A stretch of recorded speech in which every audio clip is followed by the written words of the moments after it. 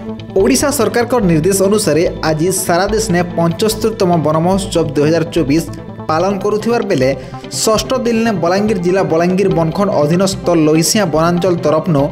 आंचलिक उच्च माध्यमिक विद्यालय कुसंग परिसर ने वन महोत्सव पालित हो विद्यालय अध्यक्ष श्रीजुक्त परमेश्वर सिंह अध्यक्षता ने अनुष्ठित कार्यक्रम ने मुख्य अतिथि भाव लोहिसिया वनांचल अधिकारी तथा श्रीजुक्त पाउल हरपाल जोग देथिबा बेले सम्मानित अतिथि भाव फरेस्टर समीर रंजन महापात्र जोग देथिले।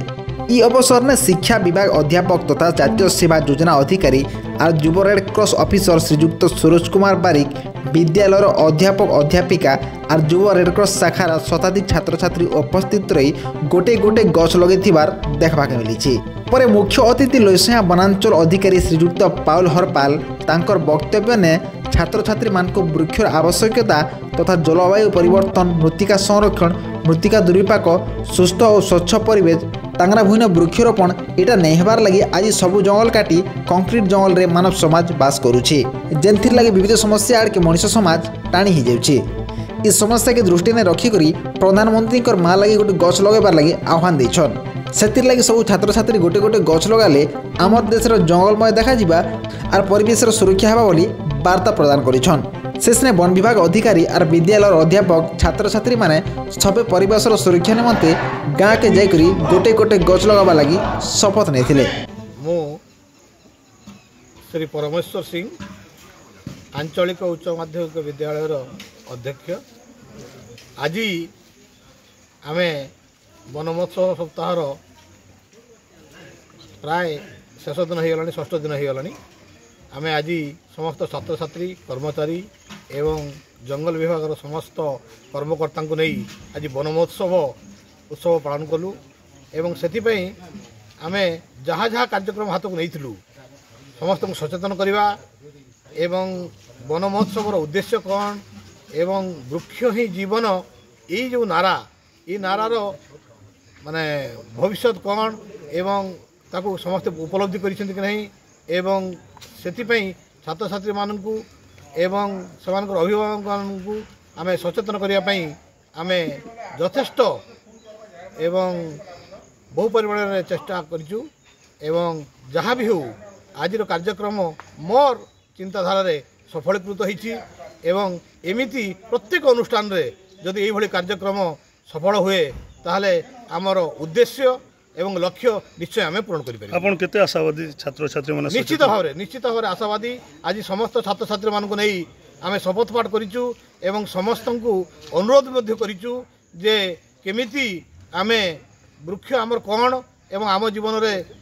ताहा किभली भाव प्रभाव पकाए एवं ये कथा समस्त निकट में पहुँचाइया पई सेमानकु आमे निवर्तैचु एवं समाने ए दिगरे जाई तांकर अभिभावक मान को कहे एवं यह निश्चित भाव सफलीकृत हो आमर आशा। मु समीर रंजन महापात्र फरेस्टर सरकार सेक्शन लोहिसिया वनांचल आज्ञा आज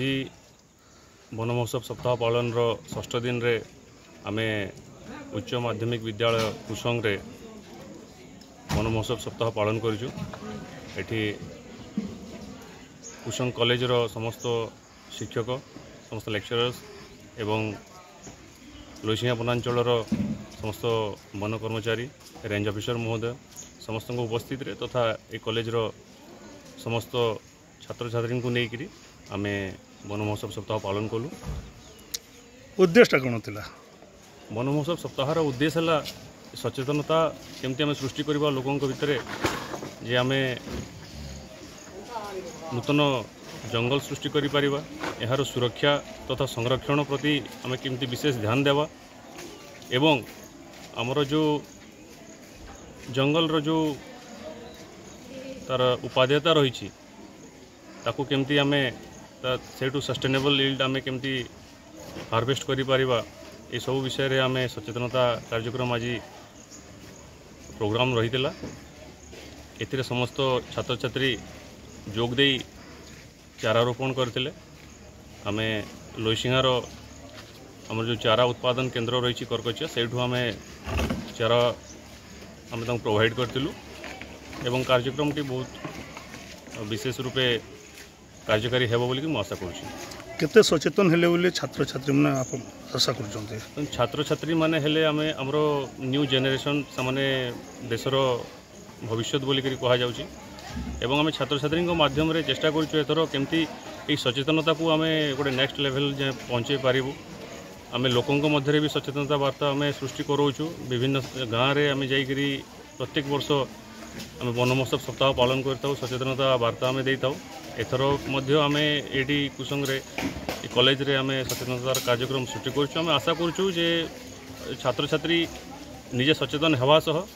तांकर सांग साथी तथा समस्त जी भी कंटाक्ट आसुँच सचेतन करेंगे आशा करूँ